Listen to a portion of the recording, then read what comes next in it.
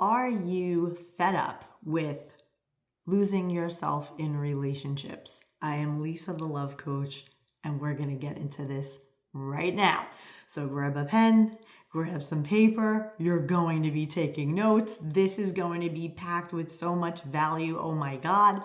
And there's going to be something that you can get for free. So you're going to want to listen all the way to the end. Okay, let's get into it. First of all, I'm Lisa, the love coach. I have a company called LoveQuest Coaching. I've been coaching since 2016, and I absolutely love helping professionals, people who have their life together when it comes to their professions, their careers. But when it comes to love, they struggle. They don't know why. And in this case, we're getting into why you get lost in your relationships. You lose yourself, right? You end up, feeling drained, disconnected from yourself. You start people pleasing. You do all the things for them, and then you forget about yourself. So if you are fed up with losing yourself in relationships and you finally want to break this pattern, you're going to have to start, number one, by getting to the root cause of why you do this. Because I assure you, there is a valid reason for why you do this. You have a lot going for you, right? You're like, I'm a catch. Why do I lose myself in relationships? Why do I keep doing this? So we're going to get into this. You're a high achiever in your career. You're strong, you're confident, but when it comes to romantic relationships, you literally feel like you lose your identity. You're like, I was this one person when we started this relationship, and then I catch the feels, and then I completely change. And I don't even like who I am.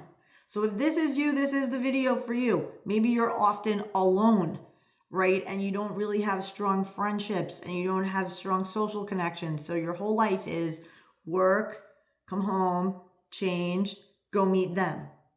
Work, come home, eat some food real fast, and then go meet them. Or you're eating together and you're rushing the relationship. You're doing like husband-wife stuff when you should be in the dating phases of relationship. It should be the fun time. It should be the getting to know each other time. So this is another example. You tolerate disrespect. You're in this relationship and you're like, what? I never would have agreed to this. Who is this person who hijacked my body and is running this relationship because it's not me? You literally sit there and you're like hovering outside your relationship looking at it like, who the hell are you? Why are you behaving this way?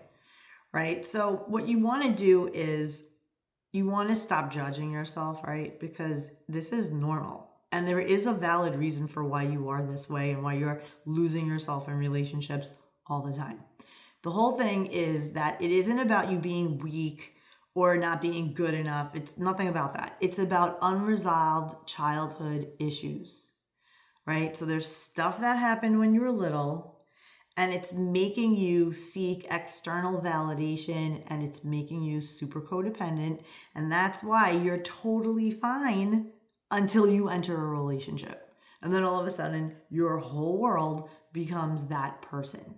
Because of the external validation, they become your source of love, affection, attention, validation, all of the things. And so you fear losing them because they are the source of all of that, right? But when you generate those things for yourself and you become self-loving and you're not codependent anymore, then you just bring a self-loving self to another person who is also self-loving, and then you just kick it together and have a great time and create something extraordinary, right? So understand that this is all rooted in your childhood when you learn that your value and your worth is based on how the grown-ups around you viewed you. Their perspective of you determined what you thought of yourself. So if you're still carrying these beliefs and behaviors from your childhood and teen years into your adult relationships, it's as if your inner child is working through you as an adult to try to get what it needs. It's the only way it knows how to be, right? So what I do is inner child work, right? So you don't have to stay stuck, right? I did this to myself. I was massively codependent back in the day. And I had to do all this inner work after my divorce. It led to self-sabotaging behaviors, all these things that undermine the relationship, right? I wanted so badly to affect the change in my husband. I was like hopeful that he would change, but he did not change. Couldn't change. He's two separate people, two different aspects of life, two different tracks of life. And I couldn't accept this. So codependents have a really hard time accepting when relationships are truly over. They try and hold on to hope, and they try some more, and they give some more, and then they avoid certain conversations because they don't want to upset anyone. And they end up sacrificing themselves, and they get resentful, and they end up hating the other person because they're not getting what they want no matter how hard they try. So it ends up being this total cycle. And you want to erase that cycle. You want to stop that cycle for sure. Because once you do, then you will be able to truly have the relationship that is right for you at this particular point in time, right? So the relationship that you're pining over, right, that may have served you well for a little while or for a bunch of years, right? I have people who I coach like me. I was with my ex-husband for 24 years total, right? We dated, we got married, we had this whole life. But at one point, we grew to a point where we couldn't grow anymore together based on what we knew. So yes, could we have done work? Sure. We can sit here and armchair quarterback the whole relationship till the cows come home. But in the end, it was a growth need that had to happen, right? A growth in me healing my own wounded inner child. Because what we have now are a bunch of grown-ups that have little inner children running the show when it comes to relationships. So until we take dominion over ourselves, let these little wounded inner children know that we are in control, that we are here to love them and protect them and guide them, and not the other way around. Otherwise, we're existing at the mercy of our inner children. And they're out looking for other people to give them the love, the validation, the affirmation, all of the things that we, adult us, have to learn how to give ourselves, right? So once you do that, and that's what I help people to do. I did it for myself. I tell you exactly step by step what I did. Cheat sheet, everything. So that you can do it quicker. There's no need for you to be lingering in these patterns for years and years and years. We can hang for 90 days, and in that time, we get intense, and I go right in there with you and laser in on what exactly contributed to this behavior, the why of it all, so that once you see it, you can shift it. So basically, what happens is when you are in these relationships, you'll notice the following things. I hear this from my clients all the time. It's probably something you've said to yourself. I start off really strong in relationships. I have boundaries. I start off great. And then somewhere around the third month, I start falling for this person and it all goes off the rails. And I feel myself losing myself in this relationship. I stop hanging out with my friends. I stop working out. I stop doing the things that are important to me because I have to be there for him or be there for her.